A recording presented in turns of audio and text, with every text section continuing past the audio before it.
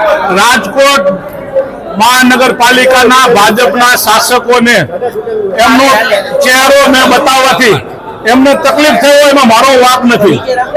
એનો ચહેરો ખુલ્લો પડે, એમનો ભ્રષ્ટાચાર ખુલ્લો પડે, એ ભ્રષ્ટાચારમાં એ લોકો ડૂબેલા ખુલ્લું ન થાય એટલા માટે એમને બહાર કાઢી મૂકવામાં છે।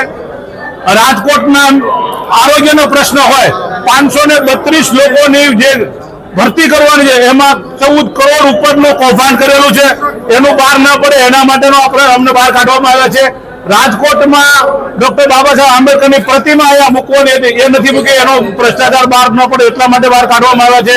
આ લોકોએ પોતે કરેલા કાર્યો જે હકીકતમાં ખોટા કરાવેલા છે, ભ્રષ્ટાચાર કરાવ્યા છે, ડામરના ખોટા બિલો રજૂ કર્યા છે, પેચવર્કના બિલો રજૂ કર્યા છે, એના કરોડો રૂપિયાના કૌભાંડ બહાર ન પડે એના માટે એમને બહાર કાઢી મૂકવામાં આવે છે અને એ પોતાની ચર્ચાઓ કરે છે। હકીકતમાં પોતાનો ચહેરો બિયામણો છે એ અમને ખબર નહોતી કે એમનો બતાવ્યા પછી ભાજપને પોતાનો ચહેરો આટલો બિયામણો છે અમે બતાવ્યા પછી જો ખબર પડે એટલે અમને બહાર કાઢી મૂકવામાં આવ્યા છે।